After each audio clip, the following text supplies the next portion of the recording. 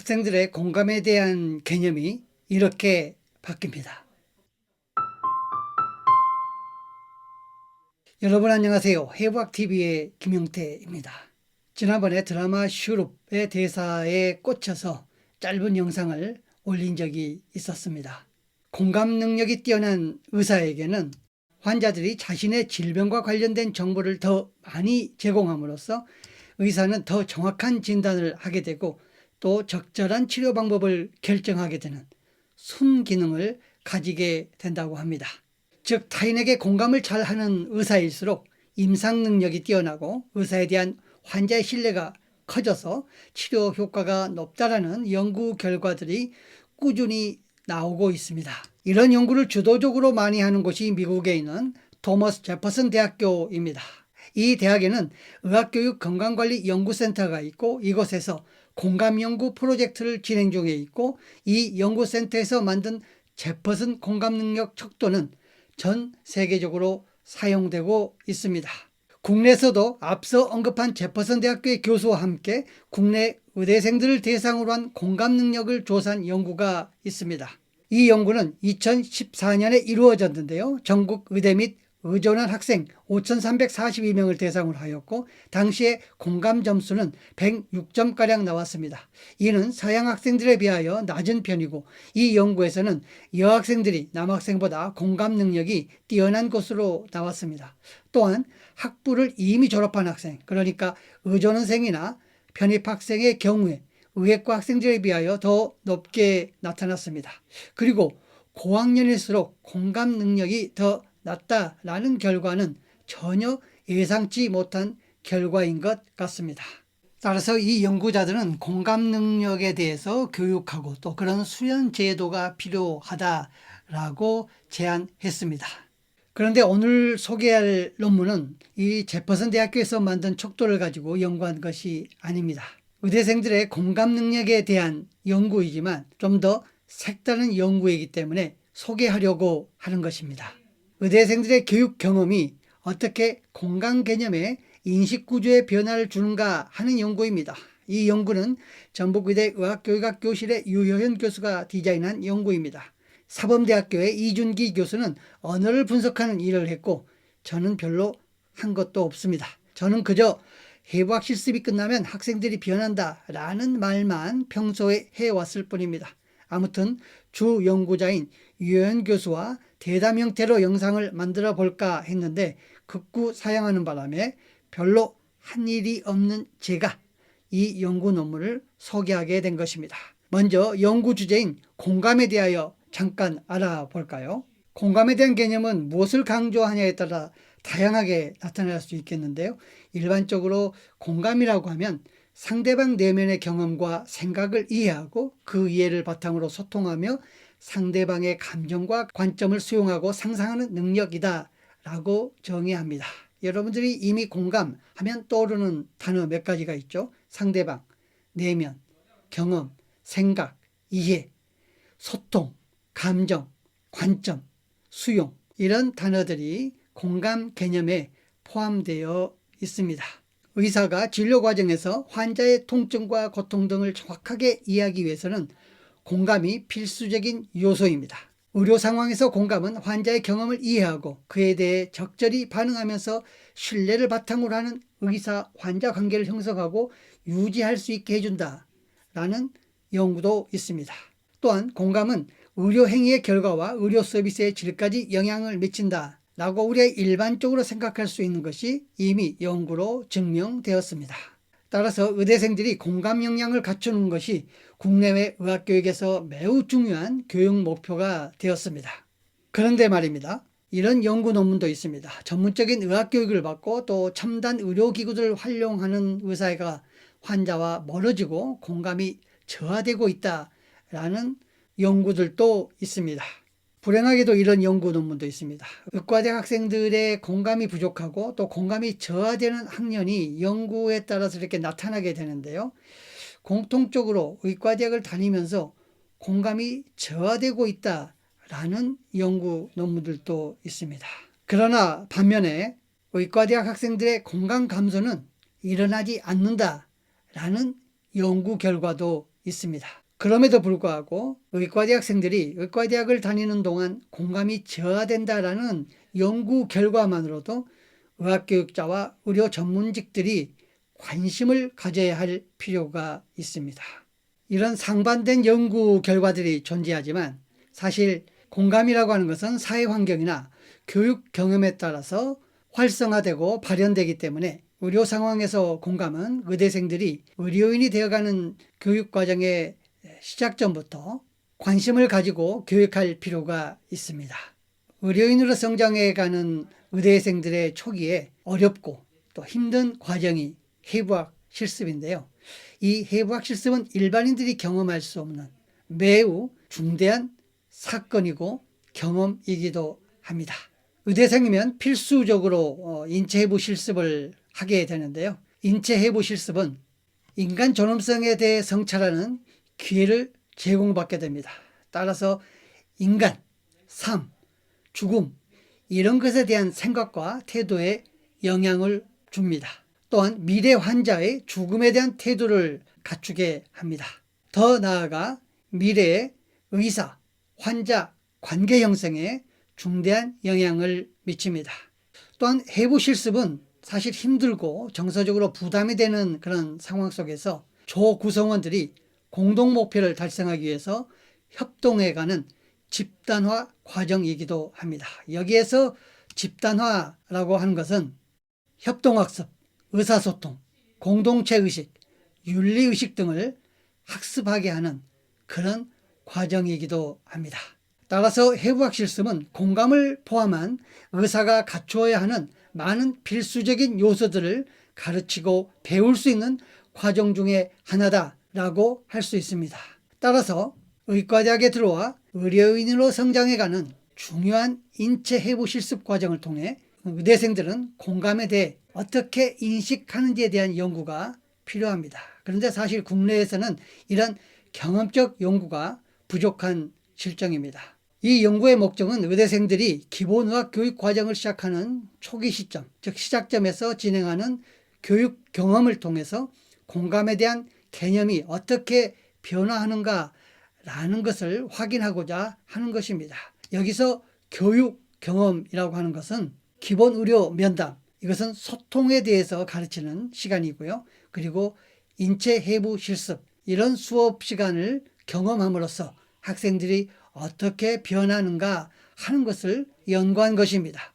이 논문의 연구 방법은 간단합니다. 학생들에게 공감이란 무엇이라고 생각하십니까? 라고 개방형 질문을 던져서 답을 하게 하는 것입니다.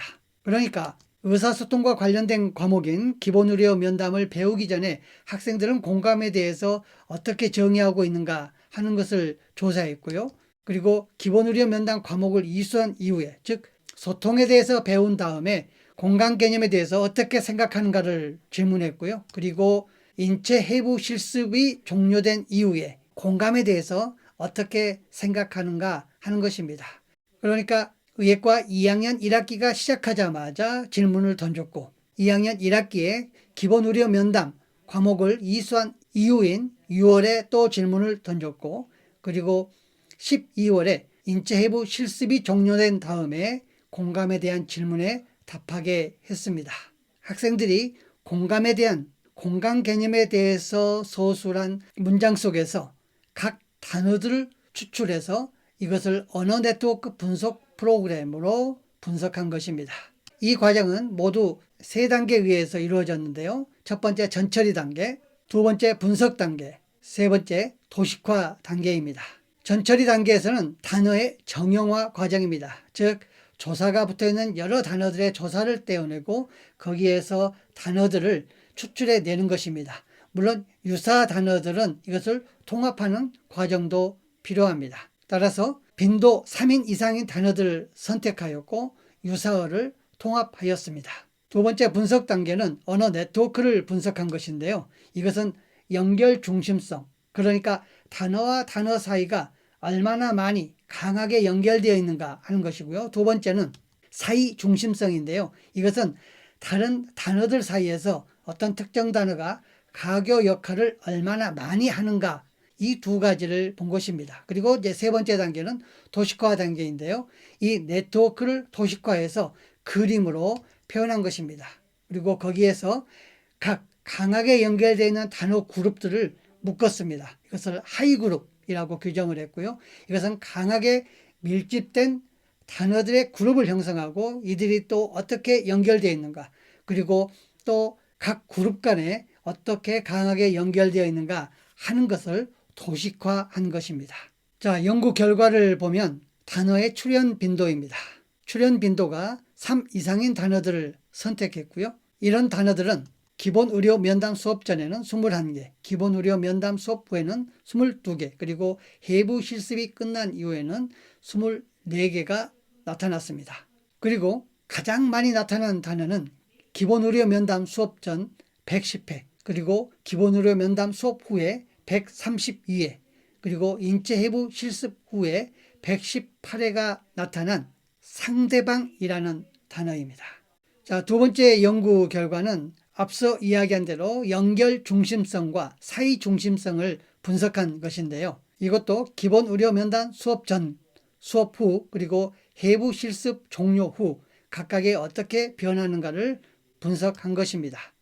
자, 연결 중심성, 앞서도 이야기했지만 단어들끼리 서로 얼마나 많이 강하게 연결되고 있는가 하는 것인데요.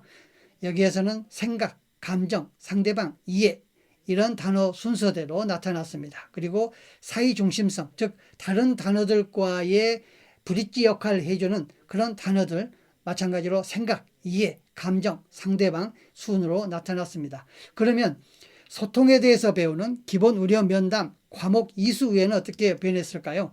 연결 중심성은 이해, 상대방, 감정, 생각 이렇게 변했고요. 사이 중심성도 이해, 상대방, 감정, 생각 이렇게 바뀌었습니다. 그리고 해부 실습이 이루어진 이후에는 마찬가지로 이해, 상대방, 감정, 생각, 사이 중심성도 이해, 상대방, 감정, 생각 이런 순서대로 나타났는데 해부 실습 외에는 이해나 상대방 이런 단어들이 더 강하게 나타났다는 것입니다. 이것을 네트워크 밀도를 통해서 분석해 본 것인데요. 그러니까 공감에 대한 개념이 교육 경험에 따라 얼마나 구체화되는가 하는 것을 알아보는 것입니다.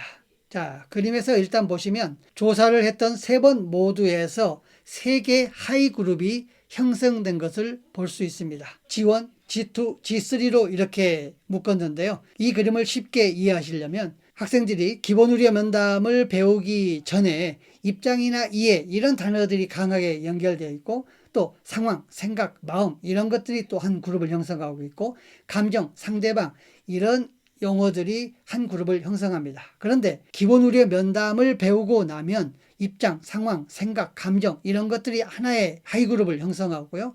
그리고 마음이나 상대방 이런 단어들이 또 한 그룹으로 형성하고 이해라는 단어는 물론 다른 단어들과 연결이 되어 있지만 따로 형성된 G2를 보여주고 있습니다. 해부 실습을 하고 난 세 번째 그림을 보시면 첫 번째 그룹에서는 입장, 생각, 마음, 상황 이런 것들이 형성되고요.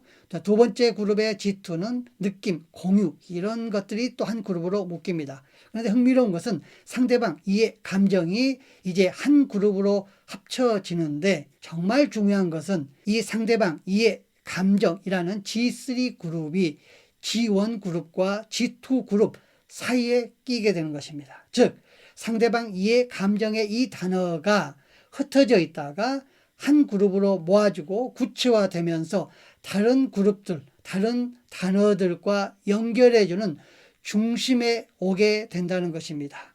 이 연구의 포인트가 여기에 있습니다. 즉 파편화되어 있던 개념 인식이 소통에 대해서 배우고 해부 실습을 하게 됨으로써 점점 더 구체화되었다라는 것이 이 연구의 핵심인 것입니다. 이런 결과를 종합해보면 학생들은 기본의학 교육과정이 진행될수록 다양한 교육과정을 경험하게 되는데요.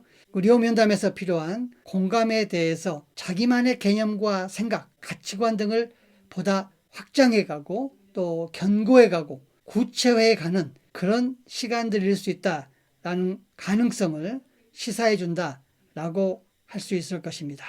이외에 좀 독특한 결과들을 보면요.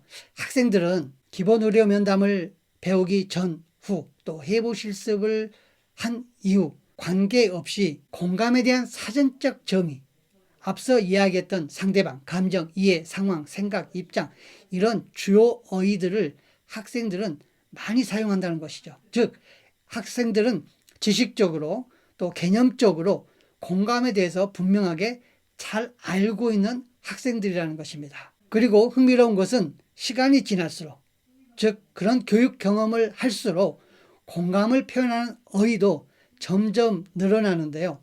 매우 흥미로운 것은 기본 의료 면담 수업 이후에 상호, 존중, 전달, 동화 이런 단어들이 새롭게 등장합니다. 그리고 해부 실습을 한 이후에는 환자라는 단어가 추가적으로 나타나고요. 이입, 배려 이런 단어들이 새롭게 나타난다라는 것을 알 수 있었습니다. 자, 이런 연구 결과는요. 기본 의료 면담과 같은 공감이나 소통을 배울 수 있는 이론 교육뿐만 아니라 능동적으로 또 주체적으로 액티비티를 할 수 있는 또 다양한 동기들과 함께 집단화를 경험할 수 있는 해부 실습 같은 교육 과정이 공감에 대한 개념의 변화를 가져오는데 효과가 있다라는 결과를 보여줍니다. 물론 이 데이터 하나를 가지고 해부 실습을 하니까 학생들의 공감 능력이 생겼다느니 공감 능력이 커졌다느니 하는 성급한 결론이나 일반화는 하지 않았으면 하는 바람입니다. 그럼에도 불구하고 매우 흥미로운 연구 결과였다라고 말할 수 있습니다. 해부 실습을 하면서 학생들이 뭐가 변했냐라고 물어보는 교수님들이 가끔 계시는데요. 저는 농담 반 진담 반으로 학생들이 청소를 참 잘합니다. 세척도 참 잘합니다. 라고 답하는데요. 실제 학생들이 그렇습니다. 그리고 학생들의 또 변화된 모습 중에 하나가 동료들을 생각한다는 것이죠. 그게 실습 초기와 실습 후반에 달라진 모습입니다. 자, 오늘은 제가 별로 한 일도 없는 연구 논문 하나를 리뷰해 보았습니다. 이 영상을 보시는 여러분들의 공감 능력은 어떠신가요? 해부학TV의 김영태였습니다. 고맙습니다.